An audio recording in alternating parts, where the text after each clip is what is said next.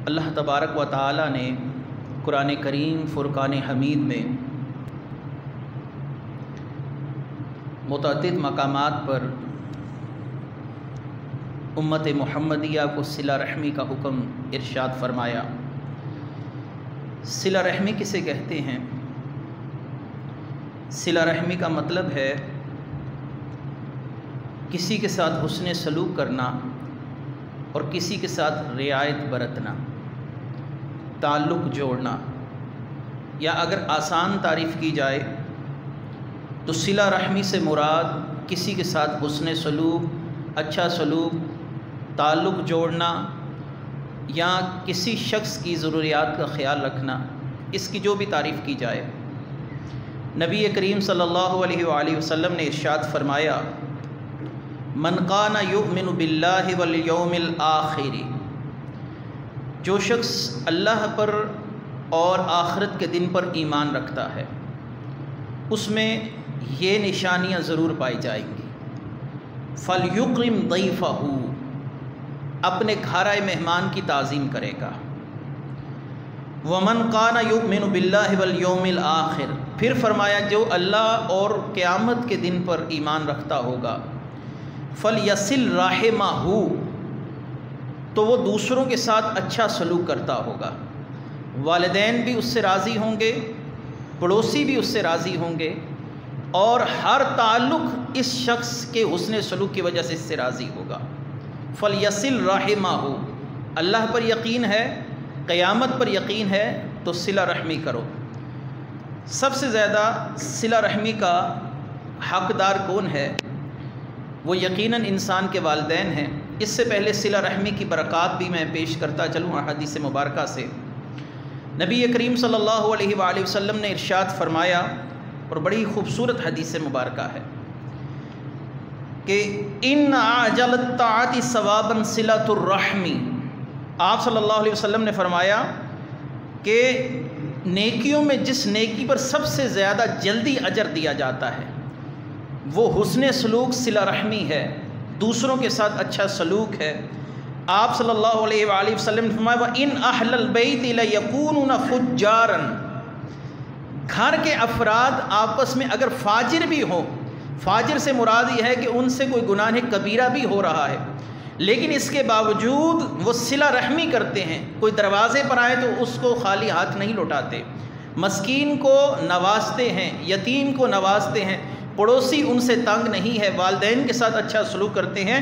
نبی کریم صلی اللہ علیہ وآلہ وسلم نے ارشاد فرمایا، اگرچہ وہ فاجر ہی ہوں لیکن صلہ رحمی کی اچھی خصلت ان لوگوں میں موجود ہو تو اللہ تعالیٰ ان کے رزق میں کمی نہیں فرماتا، یعنی ان کا رزق آئے دن بڑھتا رہتا ہے۔ یہ رزق کا بڑھنا صلہ رحمی کی وجہ سے ہے، اگرچہ وہ فاجر ہیں لیکن صلہ رحمی رزق میں اضافے کا سبب ہے، برکت کا سبب ہے۔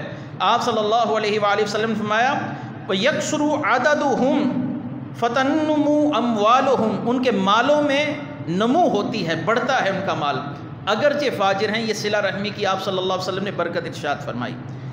آپ صلی اللہ علیہ وسلم نے فرمایا، وَمَا مِنْ أَهْلِ بَيْتٍ يَتَوَاصَلُونَ فَيَحَاتَجُونَ، او کما قال، کہ کوئی گھر ایسا نہیں کہ آپس میں اچھے سلوک کے ساتھ رہتے، اور یہ بات کہ وہ اچھے سلوک کے ساتھ رہتے ہیں، اس کے بعد یہ بات ممکن ہی نہیں کہ اللہ تعالیٰ اس گھر والوں کو محتاج کرتے، اس گھر میں محتاجی نہیں آئے گی۔ اگر رزق کی کمی اور مال کی قلت ہے کسی گھر میں تو یقیناً اس کا پہلا سبب اس گھر کے اندر نا اتفاقی ہے اور صلہ رحمی کا وجود اس گھر سے ختم ہو گیا ہے، کیونکہ ہر بات تجرباتی ہو، مشاہداتی ہو، اس کے اندر بات ہو سکتی ہے، لیکن ذات مصطفیٰ کی زبان سے جو بات نکلے وہ 100% ہی ٹھیک ہوتی ہے۔ آپ نے ہمیں یتواصلون فیحتاجون، ہو صلہ رحمی کرنے والے تو پھر اللہ تعالیٰ ان کو کبھی بھی محتاج نہیں کرتا۔ پھر آپ صلی اللہ علیہ وآلہ وسلم نے مزید ارشاد فرمایا کہ جو شخص یہ چاہتا ہے اس کی عمر بڑھ جائے۔ اب یہاں پر ذہنوں میں سوال ہوگا، عمر بڑھ جائے اس کا مطلب کیا ہے؟ کیونکہ انسان جب پیدا ہوتا ہے تو اس کا رزق بھی مقدر اور اس کی عمر کا وقت بھی متعین اور اس کی سانسیں بھی اللہ تعالیٰ نے مقرر کر دی ہیں، تو اب یہ کیوں فرمایا گیا کہ اس شخص کی عمر میں اللہ تعالیٰ اضافہ فرما دے گا؟ اس حدیث مبارکہ کی شرح میں شارحین نے کہا کہ عمر اتنی ہی رہتی ہے لیکن عمر میں اللہ تعالیٰ برکت پیدا فرما دیتا ہے، یعنی 30 سال کے کام وہ 3 سال کے اندر کر لیتا ہے۔ اس کی مثال میں آپ کو یوں دے سکتا ہوں کہ اگر آپ نے گھر کے اندر مویشی رکھے ہیں یا مرغیاں وغیرہ رکھی ہیں تو آپ ان کو دانہ بکھیر کر ڈالیں تو ان کو دانہ کھانے میں کتنی ہی تردد اور کتنی تکلیف کا سامنا ہے کہ ایک دانہ اس نے وہاں سے جا کر کھانا ہے، ایک دانہ اس نے وہاں سے جا کر کھانا ہے۔ اگر آپ اتنے ہی دانے اس کو ایک ہی جگہ پر یکجا طور پر ڈال دیں گے تو اس کے لیے کھانے میں آسانی ہو جائے گی۔ بکھرا ہوا رزق کھا رہی ہے، بکھرا ہوا دانہ کھا رہی ہے، دانے اس نے اتنے ہی کھانے ہیں لیکن تردد کے ساتھ، تکلیف کے ساتھ، اور جب ایک ہی جگہ سے کھائے گی تو اس کے لیے اتنا ہی رزق لیکن آسانی کے ساتھ اس تک پہنچے گا۔ تو ایسے ہی اللہ تعالیٰ اس بندے کی بھاگ دوڑ کو کم کر دیتا ہے، اس کے لیے معاملات آسان کر دیتا ہے، وہی امور جو سالوں میں ہونے والے ہوتے ہیں وہ زندگی کے چند لمحات کے اندر کر لیتا ہے۔ ہم یہ سنتے ہیں کہ پرانے علماء نے 80 جلدوں کی قرآن کی تفسیر لکھی، سیدی اعلیٰ حضرت نے 1000 کے قریب کتابیں لکھی، تو عقلیں ورطہ حیرت کے اندر ہیں کہ اتنی کم عمر کے اندر اتنی کتابیں لکھنا کیوں کر ممکن ہے؟ تو اب سمجھ آتی ہے کہ اللہ تعالیٰ وقت کے اندر ایسی برکت پیدا فرما دیتا ہے کہ وہ قلیل وقت کے اندر کثیر کام کر لیتے ہیں، یعنی اس کے معاملات کے اندر اللہ تعالیٰ کی طرف سے برکت شامل ہو جاتی ہے۔ یہ جو آپ صلی اللہ علیہ وآلہ وسلم نے ارشاد فرمایا، جو یہ چاہے کہ اس کی عمر میں برکت ہو، اور ایک حدیث میں الفاظ ہی ہیں کہ جو یہ چاہتا ہے کہ اس کی آخری حالت، یہ جو نزع کی حالت ہے، انتہائی تکلیف کی حالت ہے، حتیٰ کہ اس حالت کے متعلق حضرت موسیٰ علیہ السلام، حضرت علی کرم اللہ وجہ الکریم سے تصریحات موجود ہیں کہ سب سے زیادہ تکلیف کا وقت یہ نزع کا وقت ہے۔ رسول اللہ صلی اللہ علیہ وسلم نے ارشاد فرمایا، جو یہ چاہتا ہے کہ نزع کے وقت میں اس کے ساتھ آسانی ہو، وہ دوسروں کے ساتھ اچھا سلوک کرے، اللہ اس کے ساتھ بہتر سلوک فرمائے گا۔ یہ کسی شخص کے شر کے لیے کافی ہے کہ اسے دیکھ کر لوگ اپنی گفتگو بدل دیں کہ یہ شریر آدمی ہے، خام خواہ بات میں ٹانگ اڑائے گا اور مسئلے کو خراب کرے گا۔ یہ رسول اللہ صلی اللہ علیہ وسلم کی حدیث کا مفہوم ہے۔ کسی شخص کے شریر ہونے کے لیے اتنی بات کافی ہے کہ جب وہ آئے لوگ اس کو دیکھ کر خاموش ہو جائیں یا اپنی بات کا رخ تبدیل کر دیں، یہ اس کے شریر ہونے کی علامت ہے۔ تو آپ صلی اللہ علیہ وآلہ وسلم نے ارشاد فرمایا، من احب ان یمد فی عمرہ، جو چاہتا ہے اس کی عمر بڑھ جائے، جس کی میں ابھی تشریح کر گزرا، جو چاہتا ہے اس کی عمر میں اللہ تعالیٰ برکت ڈال دے، وَيُبْسَطَ فِي رِزْقِهِ، اللہ اس کے رزق میں بہت زیادہ برکت ڈال دے، وَيُدْفَعُ عَنْهُ مَيْتَةَ السُّوءِ، اور اللہ تعالیٰ اس کو بری موت سے بچائے۔ یہ جو نزع کی کیفیت کی طرف میں نے اشارہ کیا، وَيُسْتَجَابَ دُعَاؤُهُ، اور وہ چاہے کہ میں اپنے رب کی بارگاہ میں ہاتھ اٹھاؤں تو اللہ میری دعا کو قبول فرما لے۔ 4 چیزیں، 4 انعام، کہ ایک اس کی عمر میں برکت پیدا ہو جائے۔ آپ صلی اللہ علیہ وسلم نے ارشاد فرمایا، عمر میں برکت ہو، رزق میں برکت ہو جائے، بری موت نہ مرے، دعا کرے تو قبول ہو۔ آپ صلی اللہ علیہ وسلم نے فرمایا، فَلْيَصِلْ رَحِمَهُ، اس کو چاہیے پھر صلہ رحمی کرے۔ یہ تمام کی تمام گفتگو کا خلاصہ کیا ہے؟ جو رحم نہیں کرتا اس کے ساتھ رحم نہیں کیا جاتا۔ من لا یرحم لا یرحم، جو کسی کے ساتھ اچھا نہیں اس کے ساتھ معاملات بھی پھر اچھے نہیں کیے جاتے۔ اور صلہ رحمی کسی انسان کے ساتھ کرنا، اور پھر وہ شخص مسلمان ہو، پھر ہو بھی رسول اللہ صلی اللہ علیہ وسلم کی امت میں سے۔ اب آپ کو اس کی افادیت میں یوں سمجھاتا ہوں کہ بنی اسرائیل میں ایک عورت ہے، مشہور حدیث ہے صحیح بخاری شریف میں، اور وہ ایک بلکتے ہوئے پیاسے کتے کے بچے کو پانی پلاتی ہے، اور پیشے کے لحاظ سے طوائف بھی ہے، اور ایک کتے کے بچے پر رحم کرتی ہے، اپنا موزہ جو اس نے پاؤں میں پہنا ہے چمڑے کا، اس میں پانی بھر کر اس بچے کے منہ میں ڈالتی ہے، کتے کے بچے کے منہ میں۔ تو اللہ تبارک و تعالیٰ اس وقت کے نبی کو وحی فرماتے ہیں کہ اس عورت سے کہو کہ میں نے تمہارے سارے گناہ معاف فرما دیے۔ اس نے صلہ رحمی کس کے ساتھ کی ہے؟ کتے کے ساتھ کی ہے۔ اور کتا کیا ہے؟ نجس العین جانور ہے، برتن میں منہ مارے فقہی مسئلہ ہے، 7 مرتبہ اس کو دھویا جائے گا۔ یعنی کتا 7 مرتبہ اس کے برتن کے جو منہ مارا جائے گا اس کو 7 مرتبہ دھویا جائے گا۔ طہارت کے مسئلے میں یہاں تک علماء کرام نے بیان کیا ہے۔ اگر اس کے ساتھ صلہ رحمی انسان کے سارے گناہوں کی بخشش کا سامان ہے تو جب آپ اپنے والدین کے ساتھ صلہ رحمی کریں گے، آپ رسول اللہ صلی اللہ علیہ وسلم کی امت کے ساتھ صلہ رحمی کریں گے تو اللہ تعالیٰ آپ کے گناہ کہاں باقی رہنے دے گا؟ یہ اس امت کا واقعہ نہیں، یہ بنی اسرائیل کا واقعہ ہے۔ بنی اسرائیل یعنی رسول اللہ صلی اللہ علیہ وسلم کی امت کا واقعہ نہیں، پچھلی امتوں کا واقعہ ہے۔ تو پھر آپ امت بھی رسول اللہ کی ہوں، آپ نے کلمہ بھی پڑھا ہو، ہمیں کنتم خیر امہ کا تاج بھی اللہ نے سر پر پہنایا ہو، اور پھر جس کے ساتھ صلہ رحمی کر رہے ہیں وہ بھی رسول اللہ صلی اللہ علیہ وسلم کا امتی ہو، تو ہمیں اللہ تعالیٰ اس کی برکت سے کتنا ہی نوازے گا۔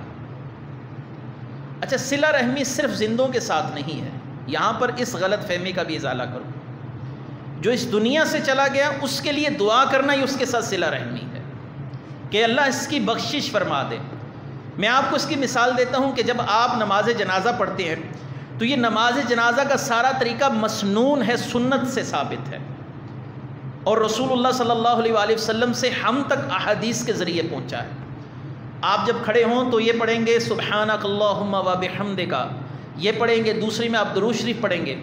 اب جب تیسری تکبیر کہی جاتی تو آپ کیا پڑھتے ہیں؟ اللہم اغفر لحینا و میتنا و شاہدنا و غائبنا۔ آپ زندوں کے لیے بھی دعائے مغفرت کر رہے ہوتے ہیں، میت کے لیے بھی دعائے مغفرت کر رہے ہوتے ہیں، مردوں کے لیے بھی دعائے مغفرت کر رہے ہوتے ہیں، اور زندوں کے لیے، مردوں کے لیے، عورتوں کے لیے، مردوں کے لیے، سب کے لیے آپ دعائے مغفرت کر رہے ہوتے ہیں۔ تو یہ صلہ رحمی ہی ہے کہ ہمیں حکم دیا گیا جو اس دنیا سے چلا جائے اس کی مغفرت بھی دعا مانگو، اور جو زندہ ہیں ان کے لیے بھی دعائے مغفرت مانگو۔ یا رسول اللہ اس صلہ رحمی کا ہمیں کیا اجر دیا جائے گا؟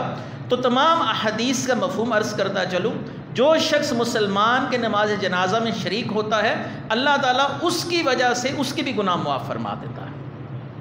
یہ صلہ رحمی ہے کہ نہیں؟ آپ اس کے لیے دعا کر رہے ہیں، یا اللہ اس کے گناہ معاف فرما، یا اللہ ہمارے گناہ معاف فرما، رسول اللہ صلی اللہ علیہ وسلم کی دیگر امت کے گناہ معاف فرما۔ یہ صلہ رحمی ہے کہ آپ نے کسی کے ساتھ اچھا سلوک کیا، وہ اچھا سلوک کس کے ساتھ کر رہے ہیں؟ سب سے پہلے تو میت کے ساتھ کر رہے ہیں کہ اس کے لیے دعائے مغفرت کر رہے ہیں، اس کو قبر میں اتارنے کا سامان کر رہے ہیں۔ تو رسول اللہ صلی اللہ علیہ وآلہ وسلم کی یہ جو احادیث ہیں صلہ رحمی کی، یہ فقط والدین تک محدود نہیں، استاد تک محدود نہیں، مسجد کے امام اور خطیب تک محدود نہیں، جو اس دنیا سے چلا گیا، بلکہ جو جانور ہیں ان احادیث کا مصداق ان سب کو ہی قرار دیا جائے گا۔ آپ صلی اللہ علیہ وآلہ وسلم ایک دفعہ تشریف فرما تھے تو آپ کو بقول وحی سے، وحی کے ساتھ آپ کو خبر دی گئی کہ فلاں فلاں شخص نے چیونٹیوں کی پوری بستی کو جلا دیا ہے۔ آپ صلی اللہ علیہ وسلم نے اس بات پر انتہائی جلال کا اظہار فرمایا، اور آپ صلی اللہ علیہ وسلم نے فرمایا کہ چیونٹیوں کو مت جلاؤ، یہ بھی اللہ کی مخلوق ہے۔ تو یہاں تو چیونٹیوں کے ساتھ بھی حسن سلوک۔ اور امام حسن بصری فرماتے ہیں کہ مومن وہ ہے جس کے پاؤں کے نیچے چونٹی بھی نہ آ کے مرے۔ کسی کو قتل کرنا تو دور کی بات ہے، اور کسی کو اعضاء کو کاٹ دینا یہ دور کی بات ہے۔ رسول اللہ صلی اللہ علیہ وآلہ وسلم کے صحابہ سے دین سیکھنے والی شخصیت امام حسن بصری فرماتے ہیں کہ چونٹیوں کا بھی خیال رکھنا یہ مومن کے ذریعے کے پر ذمے پر لازم ہے۔ تو نبی کریم صلی اللہ علیہ وآلہ وسلم کی وہ احادیث اب جو صلہ رحمی کے متعلق ہیں، آپ صلی اللہ علیہ وآلہ وسلم نے ارشاد فرمایا کہ من قام اللیل، جو راتوں کو کھڑے ہو کر نماز پڑھے، یعنی تہجد کی طرف اشارہ ہے، وصام النہار، اور گرمیوں کی تپتی ہوئی دوپہر کے اندر روزے رکھے، وقطع رحمہ، لیکن دوسروں سے تعلق توڑ کر رکھے، جوڑے نہیں، اس کے شر سے دوسرے تنگ ہو، اس کی زبان سے تنگ ہو، اس کے عمل سے تنگ ہو، یا یہ دوسروں کے ساتھ ناراضگی رکھے۔ اس حدیث کے تمام معنی اپنی جگہ پر ٹھیک ہیں۔ وقاطع رحمہ، اور منقطع کرے تعلقات کو، سلوک ان کے ساتھ برا کرے۔ آپ صلی اللہ علیہ وسلم فرمائے سیک الی جہنم علی وجہہ، اللہ تعالیٰ اس کی نماز، اس کے روزوں کے باوجود اسے چہرے کے بل اٹھا کر جہنم کے اندر پھینکے گا۔ وسیک الی جہنم علی وجہہ، چہرے کے بل اس کو اٹھا کر پھینکا جائے گا، اگرچہ نمازیں پڑھتا ہو، اگرچہ روزے رکھتا ہو۔ لیکن دوسروں کے ساتھ اس کا رویہ ٹھیک نہ ہو۔ آپ صلی اللہ علیہ وآلہ وسلم نے پھر ارشاد فرمایا اثنان لا ینظروا، دو لوگ ایسے ہیں جن کی طرف اللہ تعالیٰ قیامت کے دن نظر بھی نہیں فرمائے گا۔ اتنا اللہ تعالیٰ کو ان پر جلال ہوگا، اتنی ناراضگی کا معاملہ ہوگا کہ اللہ تعالیٰ ان کی طرف نظر رحمت بھی نہیں فرمائے گا۔ ایک وہ جو دوسروں کے ساتھ تعلق توڑتا ہے، اور دوسرا وہ جو کسی کے ساتھ پڑوس میں رہتا ہے اور اس کے شر سے اس کا پڑوسی محفوظ نہیں ہے۔ ان دو لوگوں کے ساتھ اللہ تعالیٰ کا معاملہ بڑا غضب والا ہوگا۔ اب صلہ رحمی میں سب سے پہلے آپ کا حقدار کون ہے؟ تو قرآن کریم فرقان حمید نے فرمایا وَبِالْوَالِدَيْنِ إِحْسَانًا، اپنے والدین کے ساتھ نیکی کا معاملہ کر۔ والدین صلہ رحمی میں حقوق العباد میں سب سے پہلے آتے ہیں۔ آپ صلی اللہ علیہ وآلہ وسلم نے ارشاد فرمایا اب صلہ رحمی والدین کے ساتھ کیسے کرنی ہے؟ آپ صلی اللہ علیہ وآلہ وسلم نے فرمایا رضا اللہ فی رضا الوالدین، والدین کے ساتھ صلہ رحمی کرو، اچھا سلوک کرو، کیونکہ والدین کا راضی ہونا گویا اللہ کا راضی ہونا ہے۔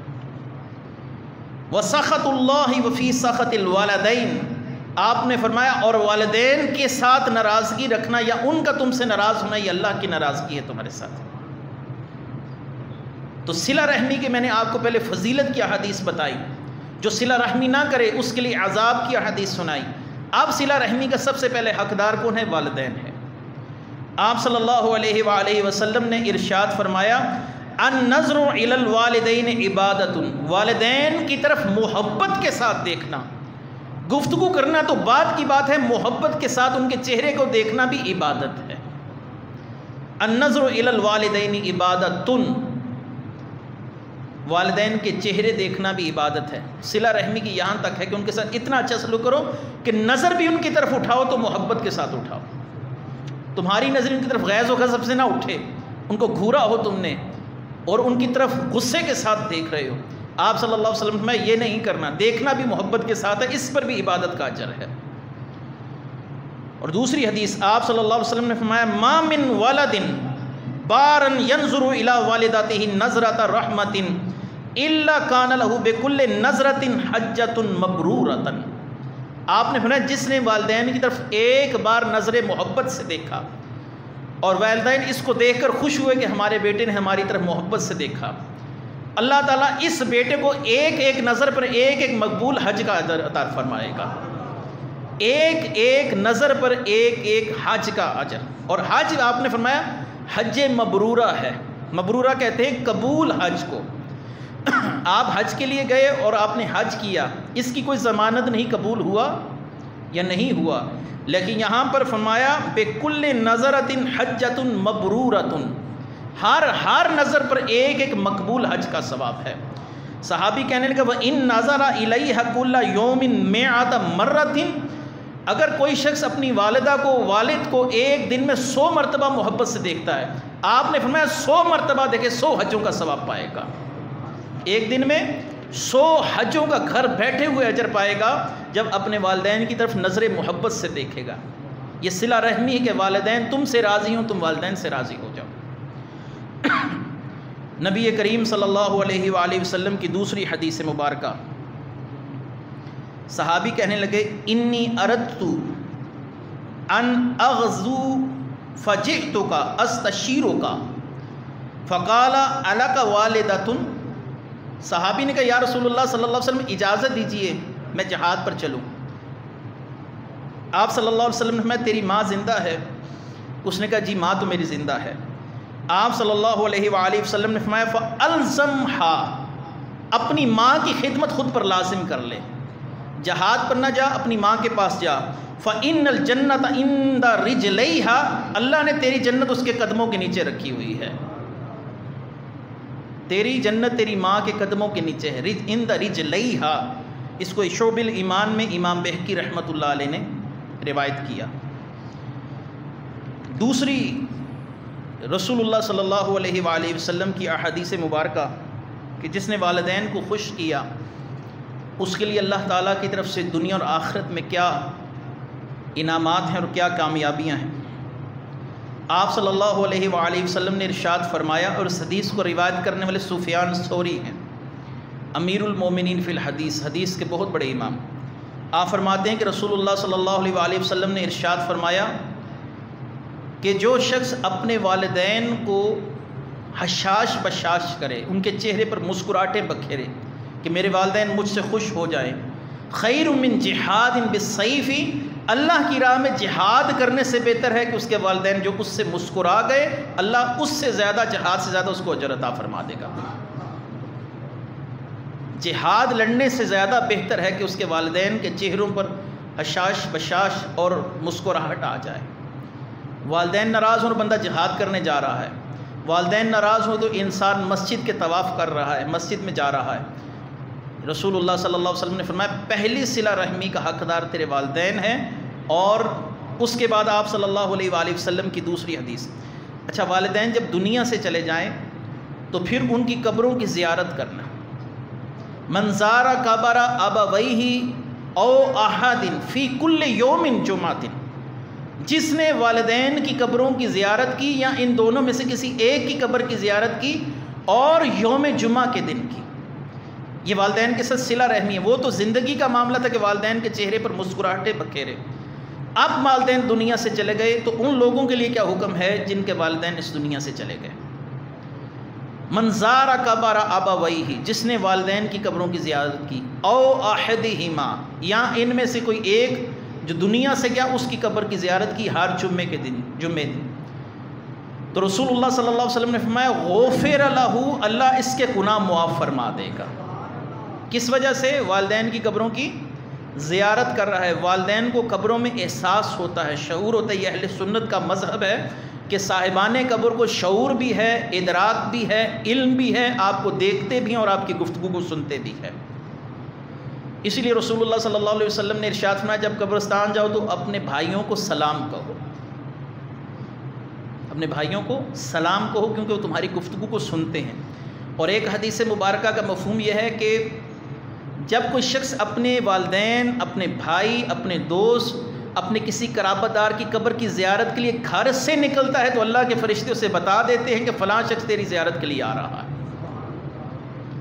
فلاں شخص تیری زیارت کے لیے آ رہا ہے۔ ایک بزرگ فرماتے ہیں کہ میں اپنے والد کی قبر کی زیارت کے لیے وقتاً فوقتاً جاتا تھا اور ان کی قبر پر بیٹھ کر قرآن کریم پڑھتا تھا۔ کچھ معاملات ایسے ہوئے کہ پھر میں والد کی قبر پر نہ جا سکا۔ کچھ دن ایسے ہی گزرے تو میرے والد مجھے خواب میں آئے اور انہوں نے کہا بیٹا تو میری قبر پر اب کیوں نہیں آتا؟ مجھے تجھ سے انس حاصل ہوتا تھا، میرے دل کو تسلی رہتی تھی کہ میرا بیٹا میری قبر پر آ کر اللہ کا کلام پڑھا۔ وہ فرماتے میں نے والد سے پوچھا آپ کو اس بات کا علم ہوتا ہے کہ میں قبر پر آیا ہوں، قرآن مجید پڑھتا ہوں؟ انہوں نے فرمایا بالکل ہوتا ہے، ہمیں دکھایا جاتا ہے کہ جو ہماری قبر پر کھڑا ہے اور وہ کیا پڑھ رہا ہے، ہمیں اس بات کا شعور ہوتا ہے۔ اور لوگ تو آج کہتے ہیں رسول اللہ صلی اللہ علیہ وسلم کی قبر پر جائیں تو آپ کو علم نہیں ہوتا۔ امام طبرانی اور امام مقری اور امام ابن عساکر نے ایک اور امام مدنی کا ذکر کیا، یہ تین لوگ ہیں، یہ رسول اللہ صلی اللہ علیہ وسلم کے روزے پر گئے۔ تو امام طبرانی رسول اللہ صلی اللہ علیہ وسلم کی قبر اقدس پر کھڑے ہو کے کہتے ہیں الجو الجو یا رسول اللہ، رسول اللہ صلی اللہ علیہ وسلم ہم بھوکے پیاسے ہیں، میں مصر سے آیا ہوں، آپ کی حدیث کی خدمت کرنے والا ہوں، اب بھوک لگ گئی ہے، مدینے میں ہمیں کوئی سنبھالنے والا نہیں، تو ہم نے سرائے میں ایک جگہ ایک مکان یا ایک کمرہ کرائے پر لے رکھا تھا۔ تو امام مقری مجھے کہنے لگے اب موت کی تیاری کرو، کھانا شانا ہمارے پاس نہیں، پیسے سارے ختم ہو گئے، اب ہماری خیر نہیں، یقیناً آج کا دن زندہ رہیں گے، کل تک ہم زندہ نہیں رہتے۔ یہ وہی امام طبرانی ہیں جنہوں نے 17 جلدوں میں الموجم الکبیر حدیث کی کتاب لکھی ہے، الموجم الاوسط پھر آپ نے لکھی ہے 7 جلدوں میں، پھر الموجم الصغیر آپ نے 1 جلد میں لکھی ہے، مسند الشامعین آپ نے لکھی ہے، کتاب الدعا آپ نے لکھی ہے، مکارم الاخلاق آپ نے لکھی ہے، حدیث کا بہت کام کیا امام طبرانی نے۔ فرماتے ہیں کہ میں رسول اللہ صلی اللہ علیہ وسلم کی بارگاہ میں کہتا ہوں الجو، بھوک لگی ہے یا رسول اللہ صلی اللہ علیہ وسلم۔ مقری کہتے ہیں چلو گھر چلتے ہیں دیکھتے ہیں کیا ہوتا ہے۔ ہم گھر آئے تو ہمارے دروازے پر ایک الوی کہتے ہیں حضرت علی رضی اللہ تعالیٰ عنہ کی اولاد میں سے ہو لیکن سیدہ فاطمہ کی آل سے نہ ہو، کیونکہ حضرت علی رضی اللہ تعالیٰ عنہ نے متعدد نکاح فرمائے تھے، وہ اولاد جو حضرت علی کی سیدہ فاطمہ الزہرا سلام اللہ علیہا کے بطن اقدس سے ہے وہ سادات ہیں، اور جو اس کے علاوہ حضرت علی کی اولاد ان کو علوی بولا جاتا ہے۔ کہتے ہیں مدینے کا ایک علوی شخص ہمارے دروازے پر دستک دیتا ہے، اور میں نے دروازہ کھولا، اس کے ہاتھ میں مختلف انواع کے کھانے تھے اور اس نے ایک کثیر رقم ہمیں دی۔ تو میں حیران ہو گئی، یہ کیا؟ اس نے کہا ابھی مجھے رسول اللہ صلی اللہ علیہ وسلم نے خواب میں زیارت کروائی اور فرمایا کہ 3 لوگ فلاں جگہ پر بھوکے بیٹھے ہوئے ہیں، جا کر ان کی حاجت پوری کر۔ میں سویا ہوا تھا، میں فوراً بیدار ہوا، میں نے کھانے کا اہتمام کیا، مجھے یہ سرائے بھی دکھائی گئی، یہ دروازہ بھی دکھایا گیا کہ اس دروازے پر دستک دینا۔ اس دروازے کے پر میں نے اس لیے دستک دی فوراً آتے ساتھ ہی کیونکہ مجھے خواب میں دکھا دیا گیا تھا، اور اس نے کثیر کھانا پھر ان کی خدمت میں پیش کیا۔ تو آپ صلی اللہ علیہ وسلم تو امت کے حالات جانتے ہیں، عام میت بھی جانتی ہے، بلکہ سعید بن مسیب فرماتے لیس من یوم الا تورد علی النبی صلی اللہ علیہ وسلم اعمال امتہ غدوا وعشیا، کوئی دن کوئی شام ایسی نہیں ہے کہ امت کے اعمال رسول اللہ صلی اللہ علیہ وسلم ملاحظہ نہیں فرما رہے ہوتے۔ تو آپ صلی اللہ علیہ وآلہ وسلم نے ارشاد فرمایا کہ قبروں کے اندر میتوں کو شعور ہے، ادراک ہے، تو والدین کی قبروں پر جانا بھی ان کے ساتھ صلہ رحمی ہے۔ پھر ان کے لیے دعا کرنا، دعائے مغفرت، یہ جو آپ تیسرا کرتے ہیں، 7واں ہے، 10واں ہے، 40واں ہے، یہ برسی ہے، یہ اصل میں اصال ثواب کی محافل ہے۔ ہم اپنے والدین کے لیے کچھ تحفہ کر دیں، کچھ تحفہ پیش کر دیں، کچھ ذکر اذکار ان کے لیے بھیج دیں تاکہ اللہ تعالیٰ ان کی قبروں کے معاملات میں آسانیاں فرمائے، تو یہ صلہ رحمی ہے۔ اس کے بعد آپ صلی اللہ علیہ وآلہ وسلم نے ارشاد فرمایا اب ہے پڑوسیوں کے ساتھ صلہ رحمی کرنا۔ آپ صلی اللہ علیہ وآلہ وسلم نے ارشاد فرمایا واللہ لا یؤمن واللہ لا یؤمن، اللہ کی قسم وہ شخص مومن نہیں ہے۔ پھر آپ نے فرمایا اللہ کی قسم وہ شخص مومن نہیں ہے۔ پھر آپ نے فرمایا واللہ لا یؤمن، اللہ کی قسم وہ شخص مومن نہیں۔ 3 بار آپ صلی اللہ علیہ وسلم نے قسم کھائی۔ فرمایا ما ذاک یا رسول اللہ، ہم نے کہا کون نہیں یا رسول اللہ صلی اللہ علیہ وسلم، کون شخص مومن نہیں؟ آپ نے فرمایا جار لا یأمن جارہ بوائقۃ، جس کا پڑوسی اس کے شر سے محفوظ نہیں وہ شخص مومن نہیں ہے۔ جو ایسے معاملات کرتا ہے کہ اس کا پڑوسی تکلیف محسوس کرتا ہے، جیسے آج ہمارے میں اونچی آواز سے گانے چلا دیے، نہیں سوچا کہ ساتھ والے کو تکلیف ہے کہ نہیں ہے۔ اپنے معاملات سیدھے کرنے کے چکر میں یہاں تک علماء نے احتیاط لکھی ہے کہ جب آپ قربانی کے جانور کو ذبح کرنا چاہیں تو کوشش کریں کہ اس کے خون کے چھینٹے بھی آپ کے ہمسائے کی دیوار کے اوپر نہ پڑیں۔ ہم علائشیں اٹھا کر کسی دوسرے کے دروازے کے آگے رکھ کے نکل جاتے ہیں، راستہ بند کر دیتے ہیں، کسی کے گھر انتقال ہو پورا راستہ بند ہے، پڑوسی نہیں پورا محلہ تنگ ہو جاتا ہے، کوئی پرواہ نہیں ہمیں۔ آپ نے فرمایا نہیں ہے وہ شخص مومن جس کی وجہ سے دوسرے لوگ تنگ ہیں۔ 3 بار آپ نے قسم کھائی۔ رسول اللہ صلی اللہ علیہ وسلم 1 بار قسم کھائیں تو یہ بھی کافی ہے، لیکن 3 بار کھانے کی قسم وجہ یہی رہ سکتی ہے اور یہی ہوگی کہ آپ صلی اللہ علیہ وسلم نے اس واقعے اور اس معاملے کو انتہائی اہمیت دی ہے۔ آپ نے فرمایا لا یأمن جارہ بوائقۃ، وہ شخص مومن نہیں جس کا پڑوسی اس سے تنگ ہو۔ آپ صلی اللہ علیہ وآلہ وسلم نے ارشاد فرمایا آپ کے پاس کچھ لوگ آئے تو انہوں نے کہا یا رسول اللہ صلی اللہ علیہ وسلم فلاں عورت راتوں کو نماز بہت پڑھتی ہے، ان فلانۃ تصلی اللیل، رات کو اٹھتی ہے، وضو کرتی ہے، پھر نماز پڑھتی ہے، وتصوم النہار، اور دن کو روزہ بھی رکھتی ہے، وفی لسانها شیء یؤذی جیرانها صلیتۃ، یا رسول اللہ صلی اللہ علیہ وسلم اس کی زبان سے اس کے پڑوسیوں کو کبھی کبھی اذیت پہنچتی ہے، باقی معاملے میں کوئی کمی نہیں، نماز بھی پڑھ رہی ہے، روزہ بھی رکھ رہی ہے، بس زبان کی ذرا کڑواہٹ ہے، پڑوسیوں کے ساتھ تلخ کلامی کرتی ہے۔ آپ صلی اللہ علیہ وآلہ وسلم نے فرمایا لا خیر فیہا ہی فی النار، اس عبادت کا کوئی فائدہ نہیں، اس کو اٹھا کر جہنم میں پھینکا جائے گا۔ لا خیر فیہا، کوئی خیر نہیں اس عبادت میں، کوئی فائدہ نہیں اس عبادت میں کہ جس کے ساتھ اس سے دوسرے لوگ اذیت محسوس کرتے ہیں، یہ صلہ رحمی نہیں کرتی، ان کے ساتھ حسن سلوک نہیں کرتی۔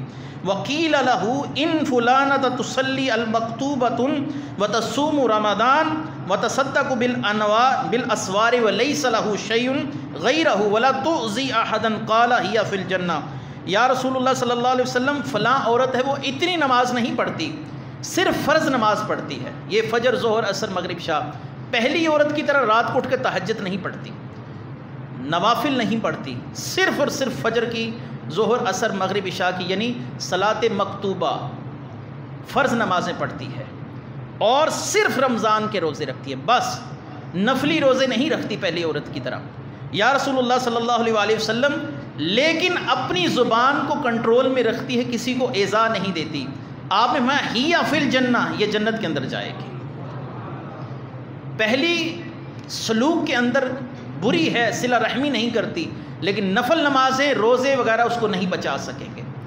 صلہ رحمی کرنے والی ہے اور فقط فرض نمازیں پڑھتی ہے اور فرض روزے یعنی رمضان کے روزے رکھتی ہے، تو آپ صلی اللہ علیہ وسلم نے فرمایا ہی فی النار، وہ جہنم میں ہے، ہی فی الجنتی، یہ دوسری والی جنت میں ہے۔